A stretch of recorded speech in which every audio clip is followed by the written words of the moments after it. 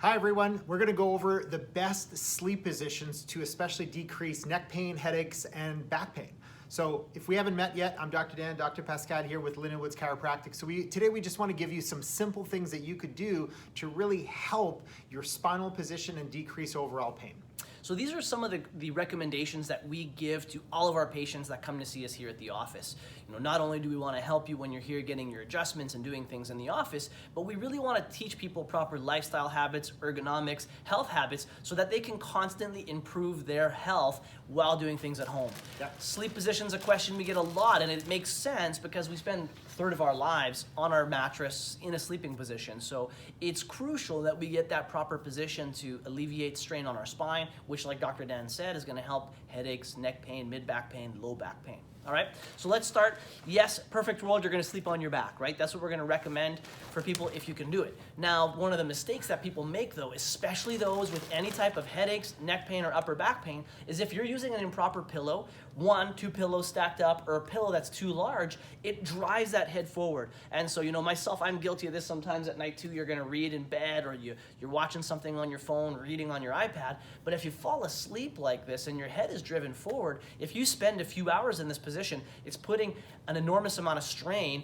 on the ligaments, the tissues, and the muscles in the neck, which will affect that cervical spine, right? And this could lead to things like neck pain, headaches, shoulder pain, but also changing that structure of your neck over time, okay? So what we want to do, ideally, while you're on your back, we're going to remove a pillow here, and I can zoom in on this. So this is a contour pillow, if you guys can see, and the beauty part of contour pillows is that they're larger on the ends, and they're cut away in the middle.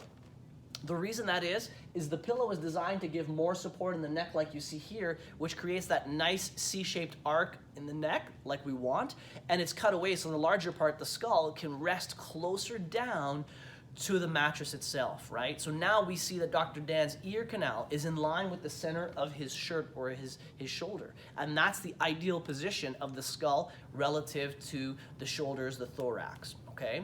If people have back pain, sometimes they say, well, I can't do this because my back hurts at night. And you guys will notice right now that Dr. Dan's knees are bent.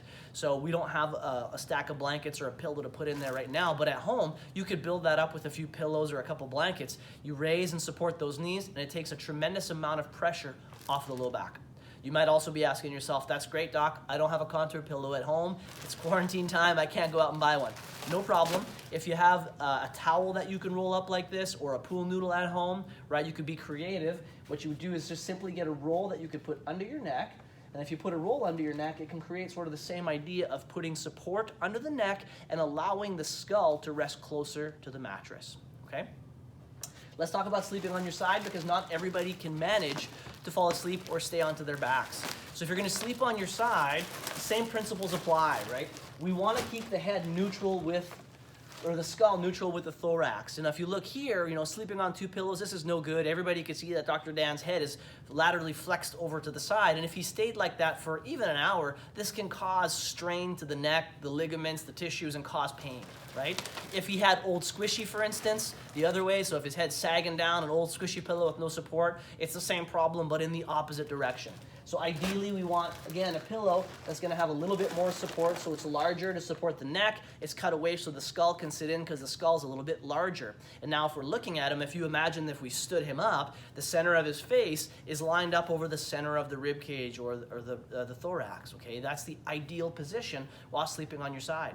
If you tend to roll onto your stomach, we absolutely don't want you to do that. We recommend that nobody sleep on their stomachs because it's bad for your neck. But if you're going to roll onto your stomach or you have shoulder pains, you saw Dr. Dan just grab a pillow and hug or squeeze a pillow. I always make the joke that if you have kids at home, you could steal one of their large plush toys and do the same with that. Low back pain patients or people that have pain in the hips, a pillow between the knees helps to stack the hips, keep them stable, prevent you from rolling and creating pain in the low back as well. So that's a great tip for anybody that has back pain there, okay? So that's just a quick review of ideal sleeping positions.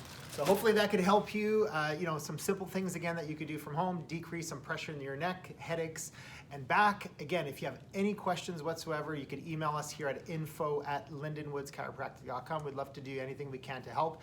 And if you have other suggestions in terms of tips or videos that you'd like to do, please leave a comment or reach out to us. We'd love to do anything we possibly can to help in these extraordinary times. So stay healthy. We'll talk to you soon.